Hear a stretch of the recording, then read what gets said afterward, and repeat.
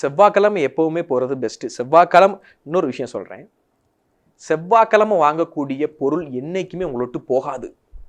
ஆனால் செவ்வாய்க்கிழமை யாருமே வாங்க மாட்டோம், வெறுமனை போயிருந்தான்னு சொல்லுவாங்க. இது ஒரு மித்து.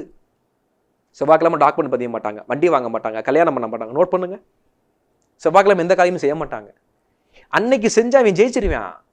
அதை மாற்றி வச்சிருக்கிறது நீங்கள் கலியுகம். நல்லா புரிஞ்சுக்கணும். செவ்வாய்க்கிழமை தான் எந்த காரியம். முருகனை கும்பிடும் அனைவர்களுமே, மேசராசி, விருச்சக ராசி, தனுசு ராசி மற்றும் மீனராசி, இவங்கெல்லாம் முருகனுடைய ஸ்ட்ராங்கமான நேரடி இறை அனுகிரகம் பெற்றவர்கள். நான் சொன்ன இந்த ராசிகள்லாம், இவங்கெல்லாம் முருகன் வழிபாடு பண்ணா அழிக்க முடியாத எல்லா தத்துவங்களும் முருகன் தந்தையே தீர்வான். குழந்தை வரமா இருக்கட்டும், எல்லா விஷயங்களும் அவர் கிடைக்கும்.